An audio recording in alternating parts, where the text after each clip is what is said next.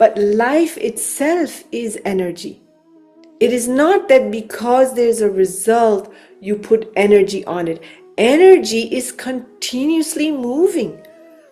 And when we are stuck in a position, right or wrong, I like, I don't like, judgmental, this person, that person, she's like that, he's like that, you are in the same boat. My ideas, my thinking, other thinking. Use the urja, the dynamism that is naturally within you to create and to expand and to, risk moving forward, knowing this is a path that the divine is leading you to.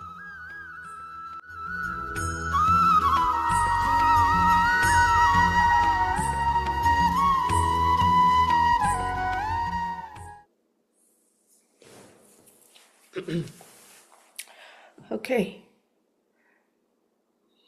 I don't remember exactly where I left off, but I think we just started chapter 5, right? Maybe the first shloka, Mala. Let's begin at that first shloka and then we'll continue. Yeah. Arjuna uvacha sannyasam karmanam Krishna punaryogam cha shamsasi yachreyayetayorekam tanme bruhi sunishchitam. Arjuna said, Krishna, you speak of, extol Sankhya Yoga, the yoga of knowledge, and then the yoga of action. Pray tell me, which of the two is decidedly conducive to my good? So you recall this is what we spoke about last time, right? That borrowed knowledge is actually no knowledge. It's just finding an indirect way to do what? Pump the ego, to strengthen the small I, right? Cloaked in spirituality, what are we doing? Building a spiritual ego.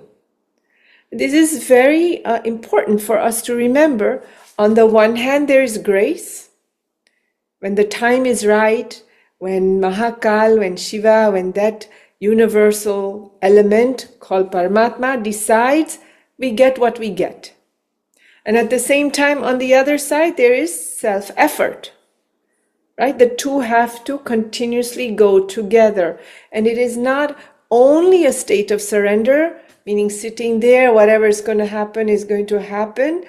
Part of surrender, part of Paramatma's direction is that we are active. That is the whole Leela. That's the point I'm trying to make. What does divine want to do? He wants every character to play their game fully. Doesn't want, everyone placidly sitting there. He wants us to play whatever game we're playing. And I mean a game and I mean play. So if you play your role fully, naturally there's detachment, naturally the game goes on and it's more fun, the drama, the series that we're talking about continues, and then people want to watch, meaning God wants to watch through all the 1,000 different eyes and the 1,000 different hands and the 1,000 different legs. Are you with me? This has to stay. Again and again I have to remind ourselves that this is Moksha Shastra. Every verse in the book is not about how to feel better, how to just get out of a momentary challenge, but how each verse takes us closer and closer and closer to Atma Shakti, to be established in the self, the higher self. Sankhya Yoga, what was given in chapter 2 in the very beginning, I've forgotten the verse where it starts, but like from chapter 1, I think verse 12 to 16 or 18, the highest knowledge is given, but since we get a glimpse of it, we're not established in it, the rest of the stanzas continue. So how we purify the mind, how we one step at a time continue to stay connected to what's greater, higher. But one way is you got to play the game fully. Yes? So borrowed knowledge is in fact no knowledge. This is something to remember, all right? So we love to, today, I don't remember when, or maybe yesterday, remember I told you about the Gita or the Devi Kavacham session? One of the things he spoke about is how we need to listen not through the intellect, but through the heart. Now, that doesn't make a lot of sense because heart doesn't listen. Heart just feel, oh, no. You know, if you're one of those minds, what does that mean? It means don't try to grasp the idea through the intellect, where you could repeat it, where you can understand what was said without having a drada, even if it's a momentary experience. That is called borrowed knowledge, where we try to get it and we make notes and we go and reread it and we remember it instead of letting it hit us somewhere and then at the end contemplating on it. Oh, I heard something like that. Doesn't matter if it's not accurate.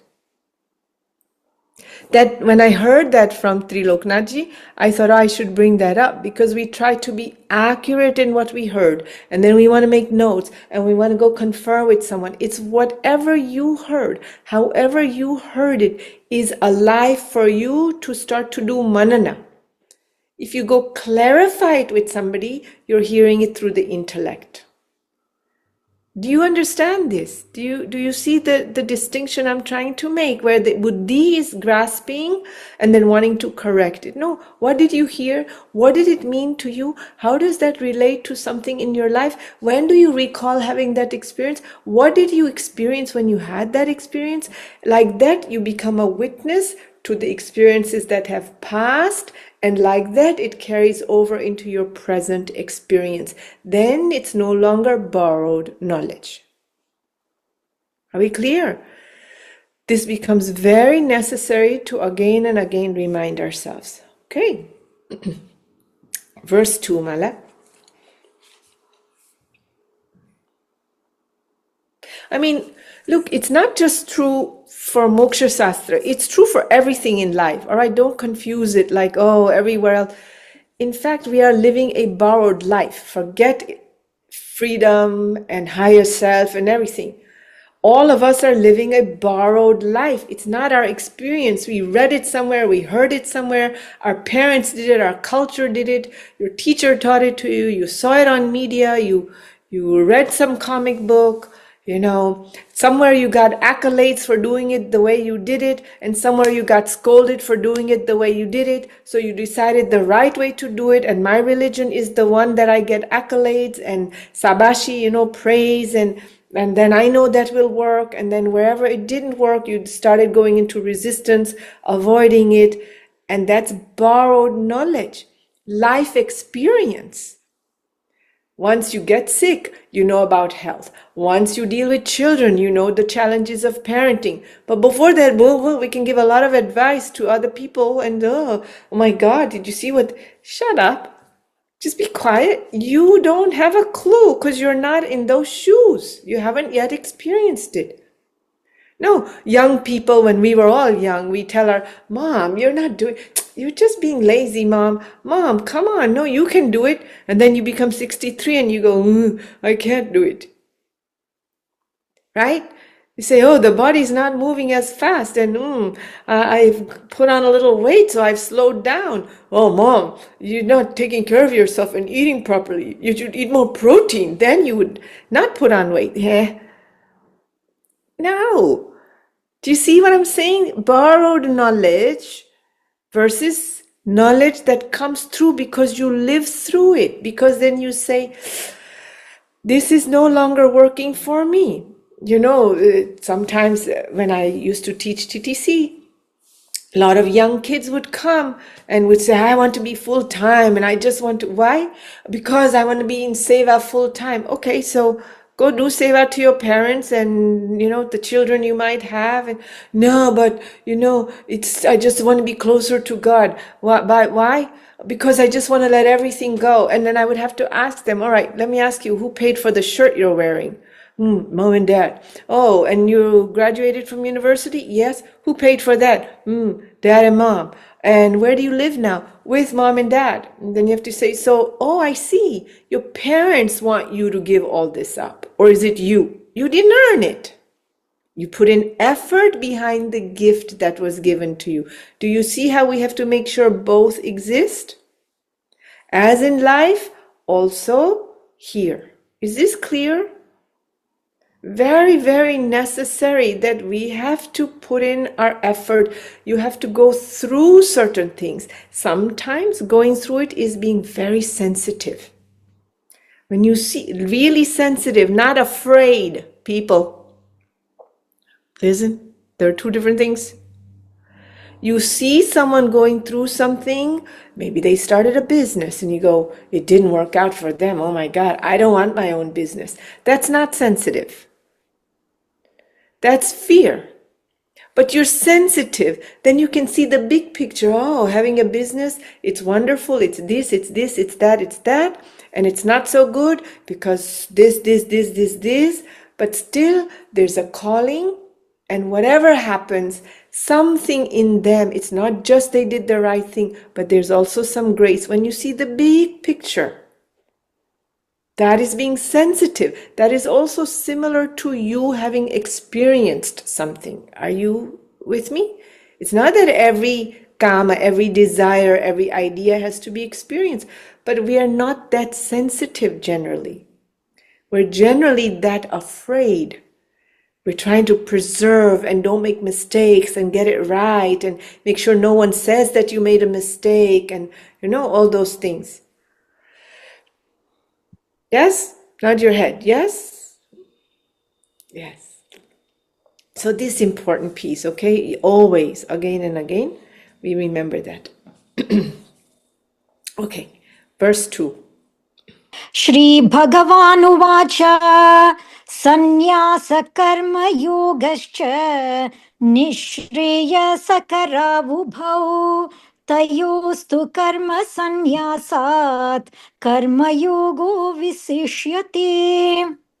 Sri Bhagavan said, the yoga of knowledge and the yoga of action both lead to supreme bliss.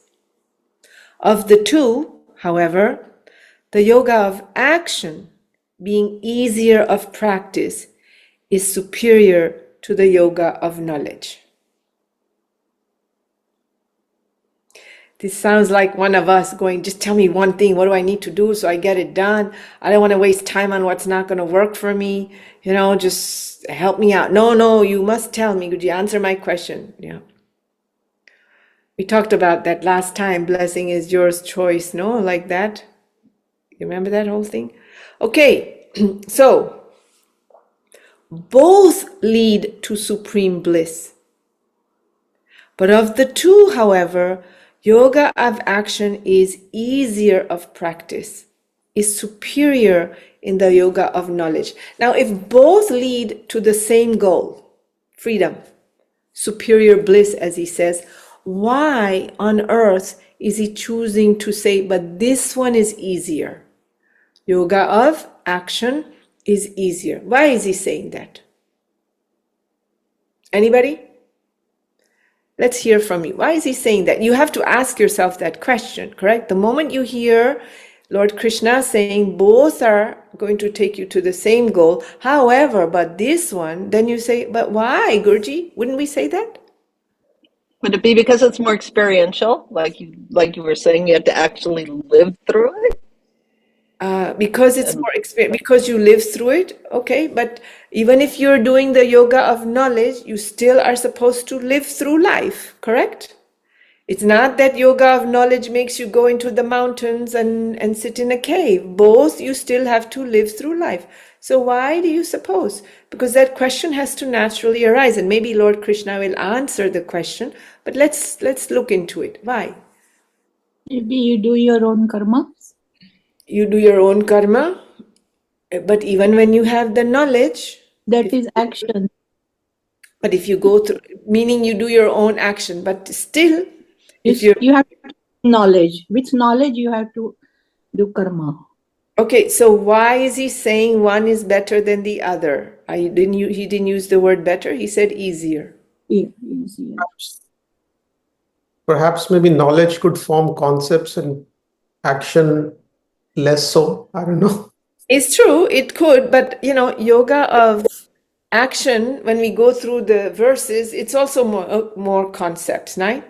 Remember, he already spoke about a lot of this in the previous chapters, and it's the same. Why? Why do you suppose? Maybe Didi, because action is inherent, and uh, because of But that knowledge it is is even easier. more inherent. But knowledge is even more inherent. It never is not. Yes, Knowingness is never not. So yes, I hear you, but I'm just playing with you, okay? I yeah, want us to think a little. Knowledge or knowingness is inherent in creation. It never is not. It always is. It's just the veil makes us think it's not, and that we have to learn it, get it, but it's always. The Action, action is in the present moment. action is in the present moment. And where would the knowledge be? You are Atman, you are not this body, you never took birth, you never died. All those people, they're dead already. Shoot, anyway, it doesn't matter. They'll be back tomorrow with another pair of clothes. Remember all that knowledge? I think it's easier to manipulate the gross energy rather than the subtle energy. Like I Easier put in the mind is tricky, and yeah. You've forgotten certain things. Remember about the gunas, prakriti, who you are. Remember all of that knowledge? Yes or no? You have to carry all this with you. They're not random, each verse. What is Arjun's nature? He's 60 some years old during this war. I forget exactly how old, but they're older than me. They're not young little birds starting out in life, Lord Krishna, nor Arjuna. They are in body quite old, meaning they've had a lot of life experience. What is Arjun's nature? What is your nature? To sit in wisdom? No. Full of activity. Our nature is full of rajas. Yes or no? We want to do, we want to achieve, we want to accomplish, we want to get from A to B. It's true, I think it was Tanuja or somebody who reminded us, action is inherent in Shakti. Unfortunately, we hook our action onto something. That's a different story. We don't need to get into that. Rag, Dvesh, all that was discussed in previous chapters. But you have to remember, he's talked about the nature of one. And Arjun, like ourselves, is not about sitting in the mountains somewhere.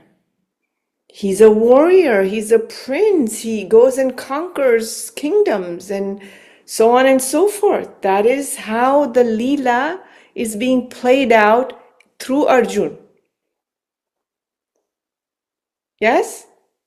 His role in this Leela is not to be some monk somewhere. Quite the opposite. So, for Arjun, for that mindset, Lord Krishna, I don't know, but I'm just reading as I read, and as I read it, something strikes me. For Arjuna, for that mindset, the worker bee, the doer bee, if you want to say that, what is easier? To be in action. Just tweak your mind, Arjun, tweak your mind, Raj, to do what you want to do that comes to you naturally, but in a way that moves you towards the divine.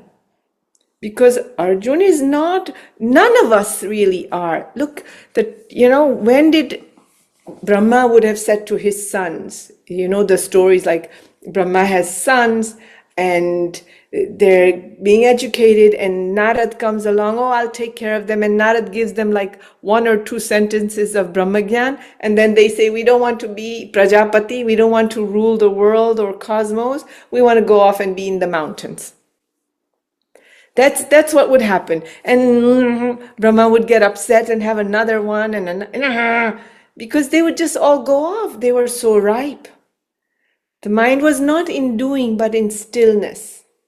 Just natural small impulses would arise and a little tweak would move them. The time when this knowledge is being heard impacts also the choice in which we would go. Are you getting what I'm saying to you? These are not times of sit still in the mountains, are they? They are not. This is not that yuga. This is not that time. This is not our nature from the guna perspective. And when we have not transcended all the guna, that knowledge was there. When you transcend the guna, you are free. But we have not yet transcended the gunas. The gunas really rule us, direct us. Our food, our environment, the weather, the travel, the motion. They didn't zoom around like we do, move one day, move to the next day, another city, another country. They didn't do these things.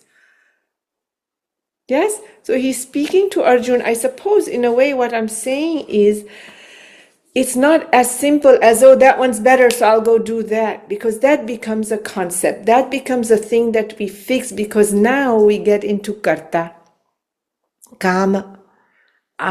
This is easier, so I'm going to do that. No, this is the easier path for you, Arjun. And it's place to do some manana, to say, yes, what is it for me? Inevitably, I think we all here, I don't want to speak for anybody, but we would all say, yes. That's why seva, service in the organization, is such a huge part. You have heard Gurudev say, art of living has all four paths. Have you heard him say that 10,000 times? Yes. We have Raj Yoga, we have Dhyan Yoga, we have wisdom, we have everything. And I'm not saying it's not all equal, but if you really look, the driver of the organization, including Gurudev, he lives as a karma yogi. Yes or no? Full on karma yogi. I mean, I don't know about you, but I thought after the World Culture Festival in DC, I thought he would go more in silence and then we would all go further into deeper layers of meditation. No, we went from World Culture Festival to World Culture Film Festival and World Culture Dance Festival, and I don't know. Oh yeah, and the next one's going to be in Australia. Oh, and another one's going to be in Berlin again. And oh yes, maybe we'll do them all over. Huh? Yes? So you have to ask yourself where you are, what you're doing, what life and karma are unfolding in front of you. And accordingly, we would say, yes, yoga of action is easier for me to practice. Because you are not one who is going to sit and meditate.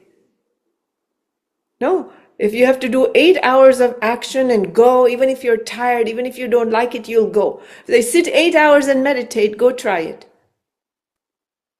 You'll get up to do somebody else's laundry. Oh, neighbor, knock on the door. Hi, can I do some seva and do your laundry for you? You'll find some way to go act and be and busy yourself. No? We all do. Okay, I think I better start doing Gita sessions every Tuesday because I have nothing to do. I don't sit and meditate. Okay, let's chat at least about knowledge. You see? I mean, actually, it's a very big verse to recognize. Of the two, the mind wants to immediately latch on to something, but you have to dig a little bit. And you have to remember the previous chapters and the knowledge that he has gone through to say, that is what you're saying, is it? Okay. So I think we're all sort of Arjuna. I mean, Arjuna he's a warrior. He's ripe. His blood is pumping to put the arrows through. It's just that Lord Krishna put him directly in front of his uncle and his guru and his weak spot, not to punish him, but to help him elevate. This happens in our life, right? We end up in a position in our life, a difficult position. I have a guru. I'm doing so much sadhana. Why is this happening? No, because you have to move forward. You have to see your own strength, your own capacity. When I say your own, I don't mean you, the small Raj, or the small Alex, or Nandan, or Antonia. No, I mean you, the big you. That limitless power and potential and love, if you want. The only way to get moving in that direction is for Lord Krishna to put the chariot. He could have the whole battlefield. How many thousands of people were there? He could have driven right in front of Duryodhan. Look around, Krishna, Arjun, see who you're going to fight since you want to see. Look, take your own time. He wouldn't have been there very long. Okay, he would have been like, let's go, let's shoot, I'm ready. Blow the conch. No, he put him there because it was his time to move a little forward. And then the whole battlefield and the whole 18 days of war is again and again a reminder to do what? Kartavya, karma yoga. Right?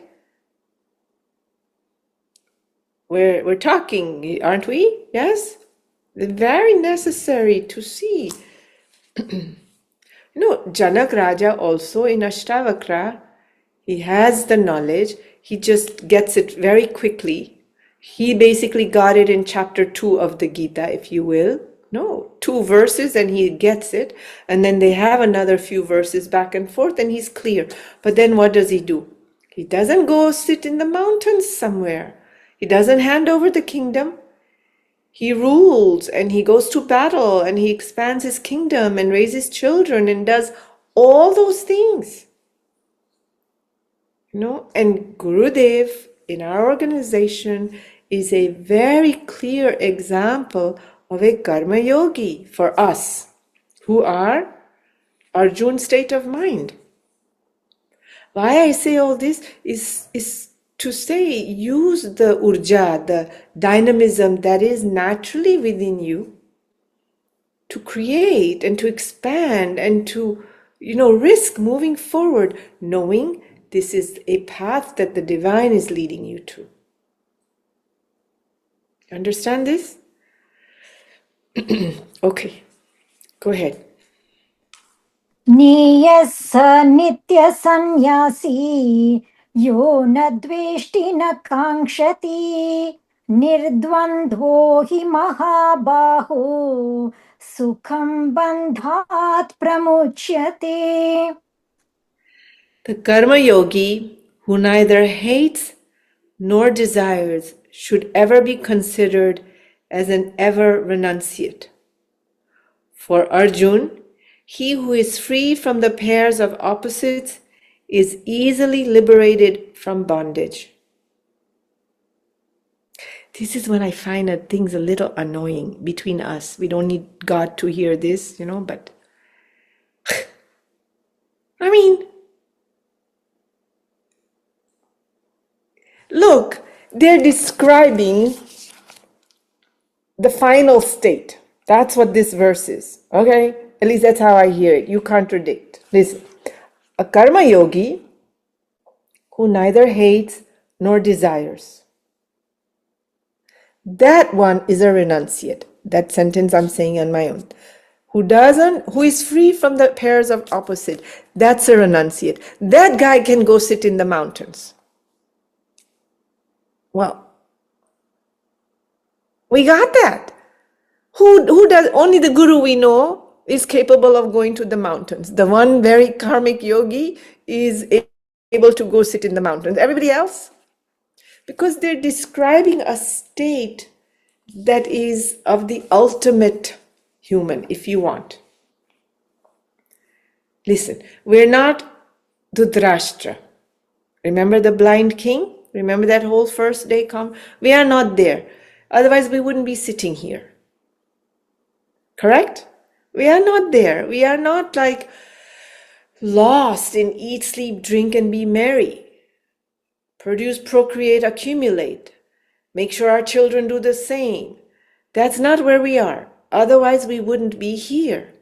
I'm not even talking Gurudev. I'm saying even this session, you wouldn't be here. You'd be bored. You'd be rolling your eyes. You'd be thinking about how quickly is this going to end? When do I jump off? Maybe you're still doing that, but still you come back the following Tuesday.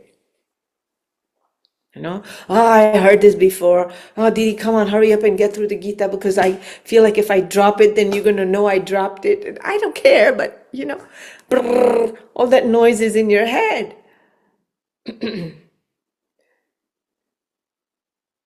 We are not Dhritarashtra. Are we Lord Krishna? Clearly not. We are not established in all that we have heard, all that we have had glimpses of as an experience, all that we at least know on some intuit internal level. We're not established there. Who are we? In the middle somewhere, moving towards the direction to rise above the pairs of opposite. I mean, in your day 1 of Art of Living or day 2 of Art of Living, opposite values coexist in life. They complement each other. Rising above the two, we go through life happier. Whoa. At that time, we didn't even know, oh yeah, okay, very good. Let's do some more breathing. Whatever. No? There we wanted to run from this. Now we get it, so we want to be a little bit more immersed in it. So this is what I mean when I say I get a little annoyed because my small mind still wants to know, okay, so how do I get there? Not that he's not answering, but like most people, the mind says, can I hurry up, get me there already? Okay, how do I do karma yoga so that I'm not creating more karma? Yes? Decisively tell me. And then I just got through telling you, borrowed knowledge, all that stuff, It's good to see the human mind, how quickly it just wants to grasp. The moment you want to grasp, moment you want to fix, we are not in verse 3 of chapter 5. Are you getting why I'm telling you all these? The mind wants to grasp. The mind wants a quick solution. What is the pairs of opposite? Push and pull. I want, I don't want. I like this, I don't like this. Craving and aversion. See, when the mind is doing that, what is it doing? It's going to grasp. It's reaching to pull something towards it. Yes? Or it's pushing something away from it. So this is not so simple to do, to rise above the pairs of opposite. I say all of this in a matter of moment. Even as I read the verse, my first, oh, this annoys me. No, do you notice that? It's a subtlety of like, come on. And wherever there is a pull, there is a resistance. Subtlety of pulling. But what? How does someone get there? What am I? What? That's a grasp. That's a pull. And there's a resistance. The two go hand in hand. If I pull on something here, there's resistance that gets created. Correct? If you walk towards me, you want.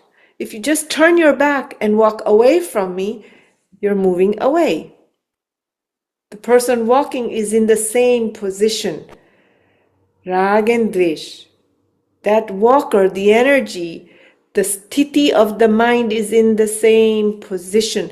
This verse, if we dig into it, we may not live the state of Krishna, but we start to recognize how easy and how much we are for something or against something.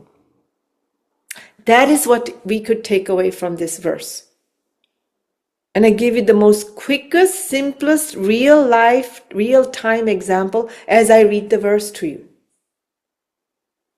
No? And if you're present, you notice the mind immediately, oh, what? Why? How? Or you're listening with a blank slate without being involved in self-reflection, one or the other. That's like that quote, surrender, babies will drop from the sky, that idea. Are you listening to what I'm saying to you? to really see how much the mind, whether you like something or don't like something, whether you avoid something or run after something, whether you pull or push, a situation, a person, a moment, a goal. The moment we push and pull, what is it? The mind is stuck. It is in the same position. What drives push and pull? Kama. There's a desire in that sentence when I say, but how? What is it? There's a desire. Whether it's a desire for freedom or desire to understand or desire to figure it out or desire to get it, systematized or desire to explain it to you, it doesn't matter. Kama. The small mind is getting pumped in that. And if I'm against something, it's exactly the same. It's also kama. The mind, whether you're for something or against something, is in exactly the same position. Whether you are fighting on one side and saying this is right, or fighting on the other side saying this is wrong, both are stuck. Duryodhana is stuck, as is Arjun in this moment, stuck. The problem is, with Duryodhana, he's not looking. He's unconscious. A blind king has a blind son. Creativity is what we're talking about. When you are in violence, you produce violence. You don't do anything peaceful. When you're unhappy, you add unhappiness in the situation at some level or another. When you are clear, you add clarity to the situation. The conch shell that gets blown, Panchajanyam, right? Remember in the beginning of chapter 1, each person blows their own horn based on their own nature. Are you with me? So for or against, we are stuck. You have to do some, you, me, all of us, some real drada, look in the mirror. How quickly we judge, how quickly we separate someone out or someone away, how quickly we create this is my person and this is not my person. Yes? This is Rag and Dvesh. This is a journey moving from Arjun towards Lord Krishna. Because what is described here is the ultimate state of one who has reached the sort of the antim human, the final human. Otherwise, animals run, they like, don't like, they run away. Instinct. It has to be more than that, Yes? It's a big thing. He who is free from the pairs of opposite is easily liberated from bondage. Easily.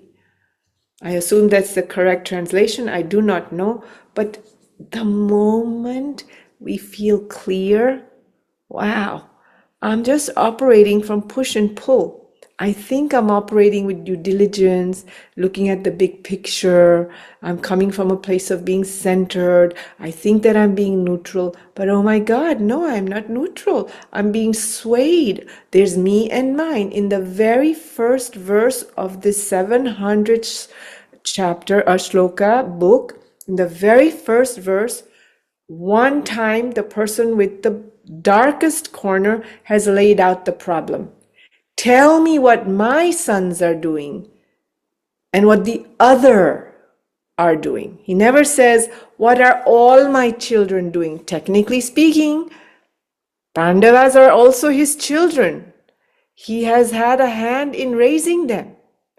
When Pandu died, when the Pandavas' father died, he became the king, but also the great uncle who took care of the cousins, so to speak. He doesn't ask the question, oh, Sanjaya, tell me, what are my children doing in the battlefield? He says, no, what are my sons doing? And Pandu's putra, the sons of Pandu, what are they doing? That is the others. See, in that first verse, me and mine is established as the problem, and the other 699 verses are there to solve the problem. And when we are stuck in a position, right or wrong, I don't like, judgmental, this person, that person, she's like that, he's like that, you are in the same boat. My ideas, my thinking, other thinking. But when we clearly see that of ourselves, I'm talking, not as a concept, not as a general idea, not as understanding of wisdom, but ask ourselves, really do some digging, then it does become easier.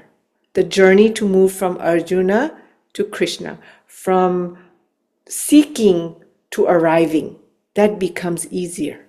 Because then you no longer support what doesn't work for you. Then that Guru Tattva, that light in you says, no, come on, Raj.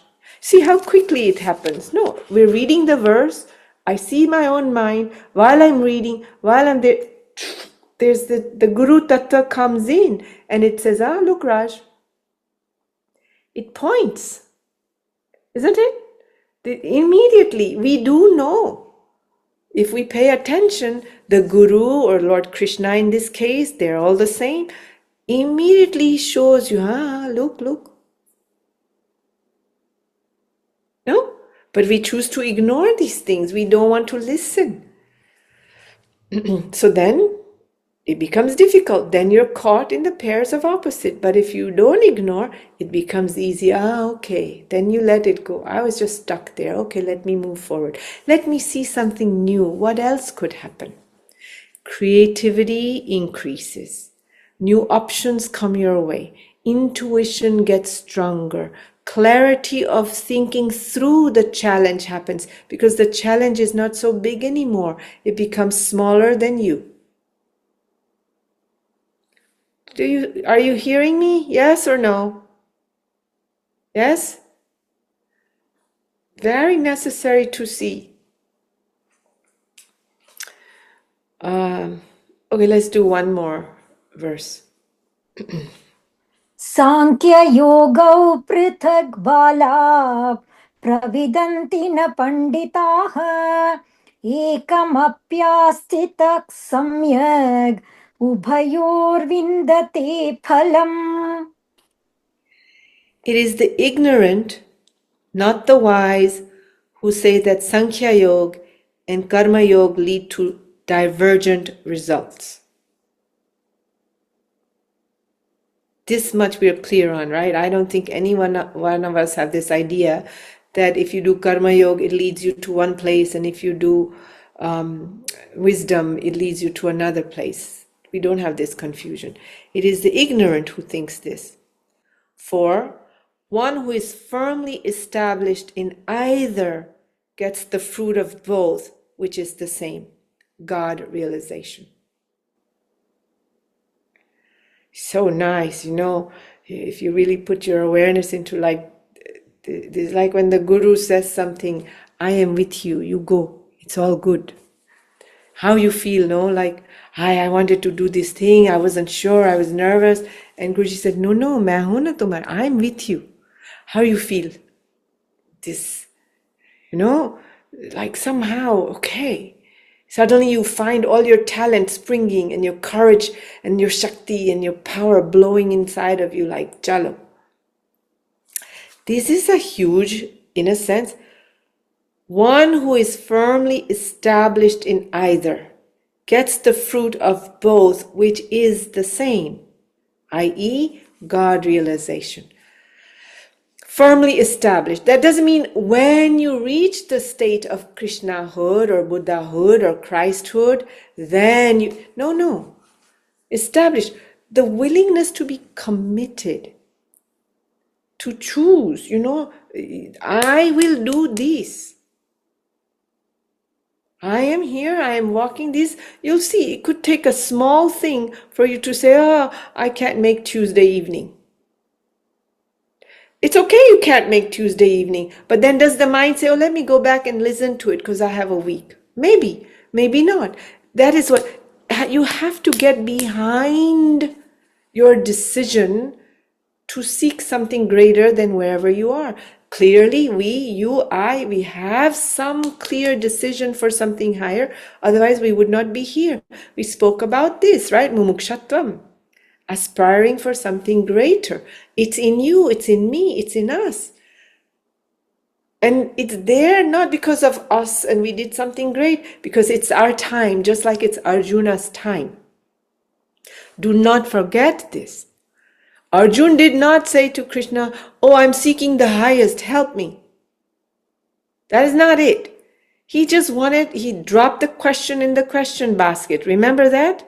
And he wants a solution. What should I do? Should I move to India or not? That's all. Just a question. And if the guru turns around and says, "See, it's all one," you got something higher. But you walk away saying, "I don't know, he didn't really answer my question. How can it be all one? If I go to India, then this. If I stay in US, then that." No. So then the next verse gets given by Lord Krishna to Arjuna. Right? Arjuna did not go seeking Brahmagyan, but it was his time. It was grace that brought the 700 verses, the vision of the divine, the knowledge and the direction. It was his time. That's why the chariot went and stopped in front of the people that were closest to him. Because the greatest challenge of life is me, myself, and I. And it gets us in trouble. And the service we do, and the sadhana we do, and the knowledge that we look into, and the courses we attend. Dude, like how many more courses do we need to have? No? All right, one more course, I'm happy. Yes, Sanyam 2. But I haven't comprehended Sanyam 1 or part 1. No, one more course so I'm spiritual, I can keep moving. I hope we don't do that. I'm not saying we do that, but do you see, somewhere it's about moving forward internally. And it's Arjun's time, just like it's our time. That's why we get Sanyam 2. That's why we get Sanyam 1. That's why we get reminded to practice. That's why we have opportunities to jump into Seva, because it is our time to deal with lesson 1, 101, and grad school lesson. Me, myself, and I. That's it. So having gratitude in the determination that I seek something higher and putting energy and commitment and effort and time behind it is essential. No, I'm talking, you're listening, you're present, and then click, and then it's done. You know, if we would never end, 700 verses would never be enough because we'd keep going. You have to start to do something more with it. That actually, that's the beauty of that verse in a way, you know. Who is firmly established, not one who has reached the goal, but established in the direction through commitment, through showing up, through willing to do something about it. Most of the time, it's just an honest look at one's me, myself, and I mindset. That's all. Not to fix it. I didn't say that. No fixing required, but to have an honest look. I'm driven for this, and I'm sure it will bring me happiness, but as soon as that gets fulfilled, I've moved on to another desire. And then I'm driven. Am I saying don't do it? No, quite the opposite. Actually, quite the opposite. I did get through saying in verse 1 or 2, saying be more dynamic. You can, I'm saying what is driving you? Are you really thinking that fulfillment and supreme bliss, if you will, or freedom will come because of A, B, and C? No. Listen, another stream of thought just came, which I started. It perhaps ties into Rag or Dvesh, the craving of aversion, opposites. We choose to act because we have some goal to reach. We choose to avoid action because there's some goal to reach. Kama, desire, result. Are you with me? But life itself is energy. It is not that because there's a result, you put energy on it. Energy is continuously moving. Urja is not energy. Urja is dynamism. Like Urja is more than just energy. It's very dynamic energy, active state of energy. Do you understand what I'm saying? Urja, life force, right? If life force is not active, you're in stillness. That's transcended state. That's Shiva. Are you listening? So energy is life. You are energy. Energy is inherently in motion when in a body, when in the world. But we hook our energy, we latch it on to a reason, a cause, a goal, a result. So even the simple recognition that I am the source of energy and I don't need a reason to be active, I am active. I am activity itself. That pressure reduces in the mind to figure things out. Then you like when we say, like when you're planning a wedding, when Guruji's coming, how you're moving, there is in the very far distance Guruji's coming as a goal. But in that moment, you're sort of moving. If you're not caught in the pairs of opposite, who's doing what, why are they doing it, why are they not doing it, I can't believe they did this, they didn't do that. But trust me, this mind goes there a lot. Oh my God, I can't believe they would do that again. But what's the difference? Today, in the very same moment, there's a overarching, and so let them. No? And so let them. So I could be here 35 years later. Otherwise, I think I would have already, the small I would have, transcended in another way. Trust me. Drip, drip. That's right. Drip, drip. It's a, are you getting the point I'm making? Yes? Please tell me. Very essential. And it's not the point. I want to stir up something in you where you start to say like, if you feel a little restless, a little like, shut up, it's good. I heard it. What? Any of that stuff going on? Okay, good. We're moving something. Or you feel a little like, there's no way to win this game. That's good. It's your time. You don't have a choice. I'm saying this to me, to you. We don't have a choice. We are not running this game. Somebody else is pushing or pulling. The one who's saying, rise above the opposite is constantly pushing and pulling. No? A lot of questions we have to ask when we see him. Like, what the heck, man? Do you understand this? You are here. It is your time. Arjun didn't ask for it. He just asked, let me see with bravado. I want to see who I'm going to fight. Show me. I'm going to achieve. I want to get this done. My business, my kids, I want to make a scientist out of my kid. All the stuff. The full bravado. And then you land in front of a challenge. Your uncle and your teacher is in front of you. Oh my God, what do? I will not fight. The bow goes down. My knees feel weak. My stomach is hurting. I'm sweating profusely. I have loose motion, but I'm controlled. What? You are not in charge. We are not in charge. It's our time.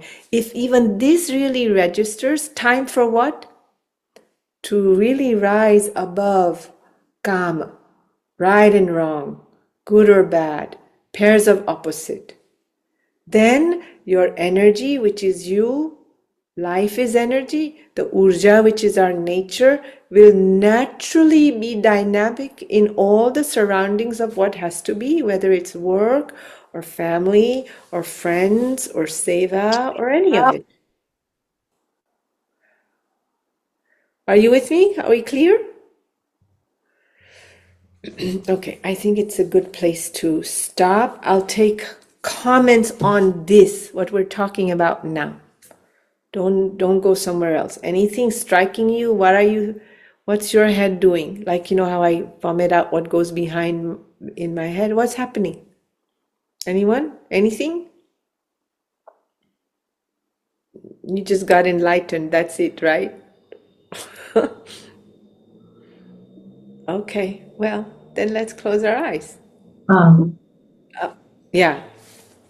Right before, like 15 minutes before we entered the session, I had this issue with work, and it was a super matter of borrowed knowledge and ego and everything, that it was created through flaws of communication. And I noticed different layers. So there was a part of me noticing, no, I'm just bothered on the ego. No, this person is just attached to that idea.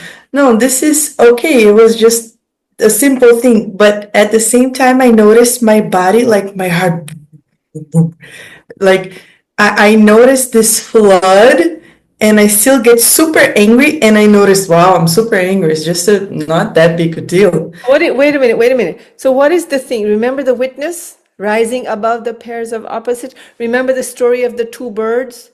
There's two birds on a mango tree. I forget how the story goes. One of them is eating the mango and saying delicious, and then eats another one and says, ugh, sour. And it's a third one and says, ugh, there's nothing. And the second bird is doing what? Just watching. What does it mean? Don't be lost in the experience. What is happening within you? Remember my gulab jamun example from God knows when? Whichever verse, whichever session it was, you eat the jamun, the joy is not in the jamun. It's happening in you. If you're choking on the sugar of the jamun, it's not because of the sugar in the jamun. It's happening in you. The two birds. So what you're saying is all this is going on, but there's awareness of, oh, my body's tired and I feel frustrated, and that you are now above the opposites. The problem is you want it to change so you can get on to your result. That's the problem. Did you hear what I just said? It's a very good example. This is why I ask you to share, because you see the bird is eating and there's another bird watching, witnessing what's happening, eating the gulab jamun. In this case, whatever situation you're saying about work, you see it. Instead of just being with it, letting it be, and continuing to do what you have to, you're like, hurry up, this thing should stop so that now I can, quote, be living this. Not. It doesn't work like that. Just noticing you're already out of the cycle. You are above the pairs of opposite. And that is the moment to say, the divine is with me. The guru in me is awake. Oh, Lord Krishna is talking. You see? We don't see even when we're living the peace of knowledge for that moment. Gurudev says many times, the moment you become aware, you are out, you are free. He says this, so beautifully he says it. So simple he says it. Do you see? Somebody wrote a chat, just let me see, it disappeared before I could finish reading it. A little frustration is going on at why isn't it easy? It is easy. Why it isn't easy is because we don't want to drop what we know to move into what we don't know. You know, just like Antonia's example, she wants to hold some level of doing. So then that feeling of helplessness is where you would have to go. I'm helpless with this. I'm not free in this body, but there is a witness. Oh, and there's an eater. The bird is eating. The experience is there, but oh, wait a minute, who knows that the experience is going on? Who was the one who knew that this anger, the body's tight, I'm sweating, and I see the mango and the eater of the mango? Who is asking that? Who is doing that? Who is seeing that? Oh, you're free. Who? See? Just that much. And in that moment, it's just a matter of moment. But we want a solution in the way we want it to go.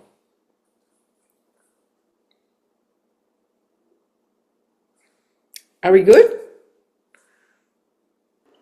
Who got stirred up? A little. Let me see. Raise your hand properly. Yes! Krishna's doing his work.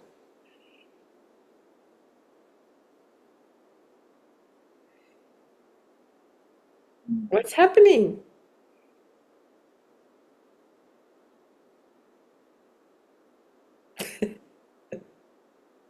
Should we close our eyes?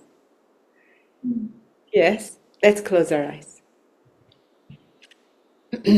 Follow my lead, okay? Eyes closed. And let's take a breath in. Breathe in. Until I say to stop, breathe in, little more. And when you're full, I need you to pull more in. Pull in a little more. Little more. Almost like you can't do any more. You should be struggling, the body shaking. Little more.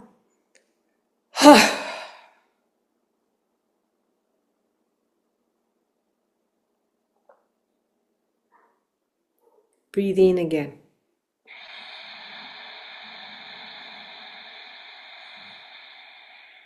Little more. Little more. And breathe out.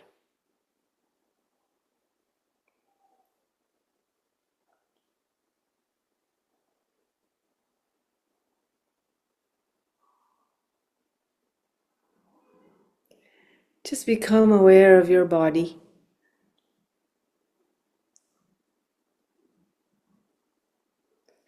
Feel the space where you're sitting, the contact of body, and the space where you're sitting.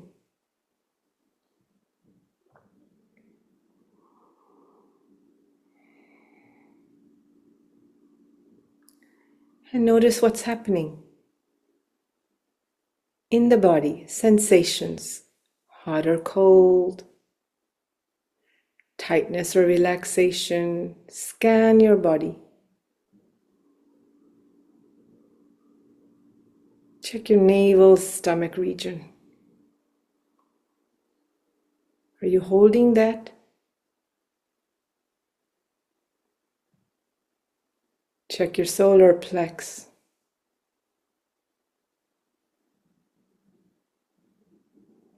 Chest, shoulders, neck.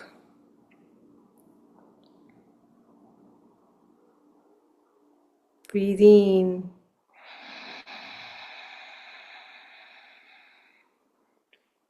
And let it go.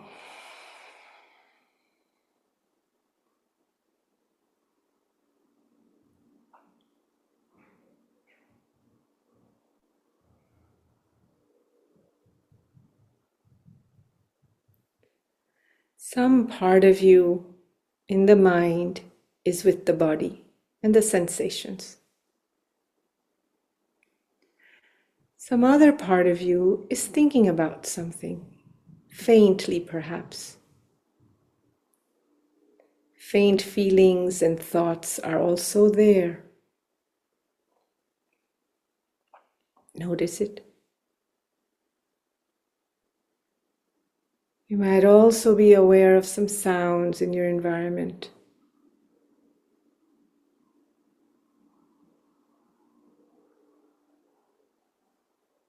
Some sensations in the body, some faint thoughts, some feelings.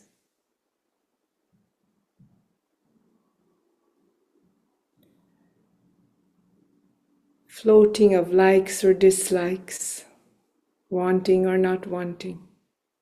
Breathe in.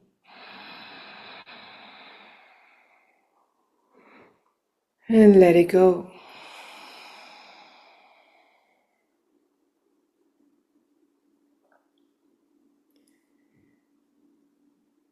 See if you can bring up an important desire or wish that you have. Maybe there's many, so just pick one. Bring up that awareness, the wish, the desire.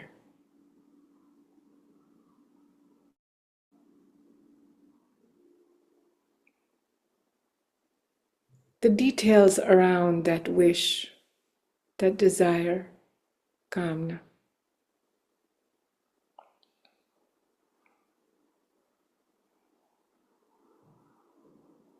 Consciously look at it.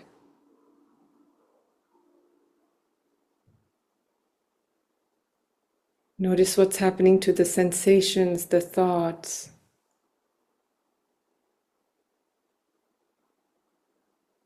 Breathe in. And on the next exhale, let go of the desire.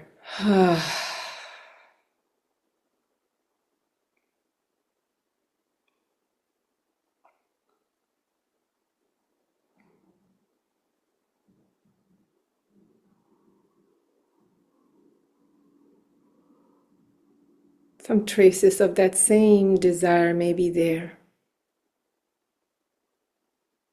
Breathe in.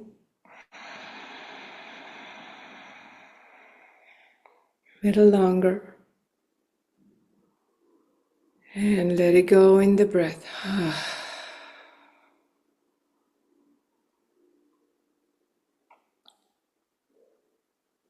Notice the shift in the body, the temperature of the body, those faint feelings and thoughts that are hovering. Let it all come.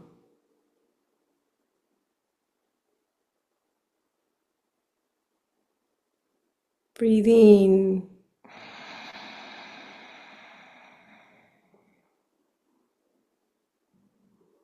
And let it go.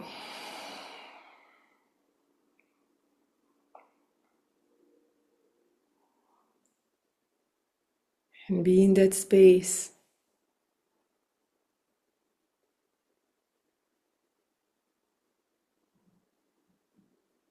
You are the awareness.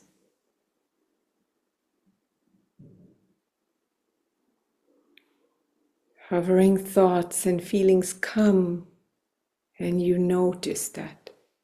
You are the awareness.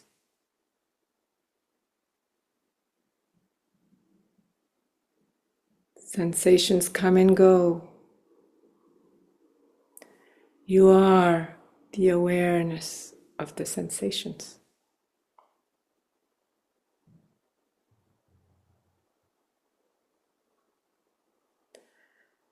The judgment of the awareness of the sensation is separate from the awareness itself. Breathe in.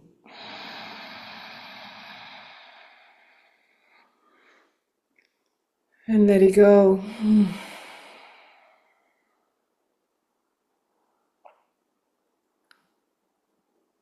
Colorless, orderless awareness. No push, no pull. Just observing, aware, present.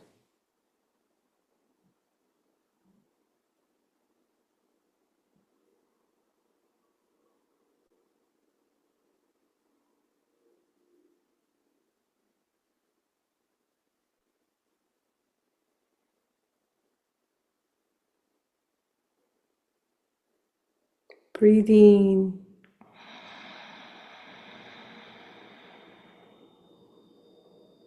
And let it go.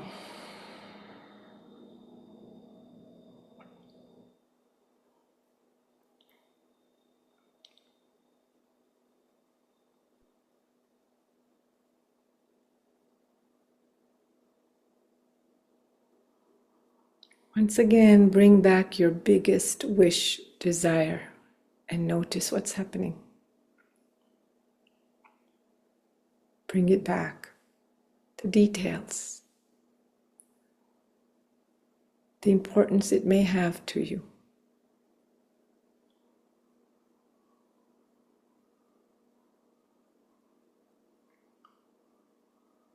Breathe in.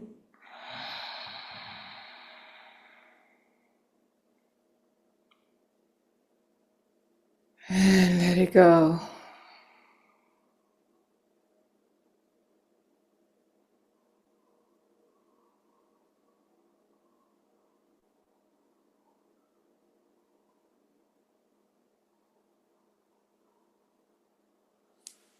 Jai Gurudev.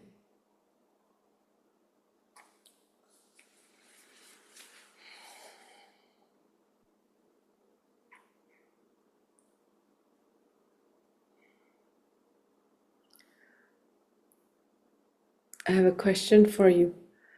The second time when you brought back your wish, did you notice anything? Anybody? There's not much grasp. You could not grasp it the same way. Anyone else notice that? You couldn't hold it the same way. There was a certain feeling of, I have nothing to do with this. Maybe you call that helplessness, like, wow. Yes? That is the notion of being above. You do, but you're not grasping the result, the desire.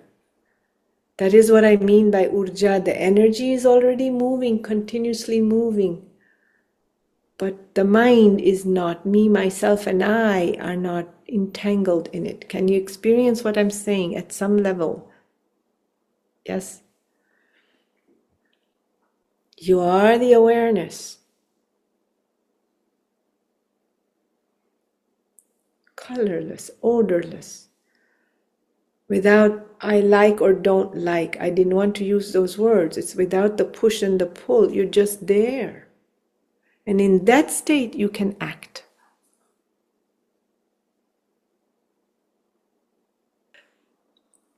Second time, the desire itself didn't feel important. Yes. How many of you had no heat behind the desire? Desire means heat. I want. It's still there.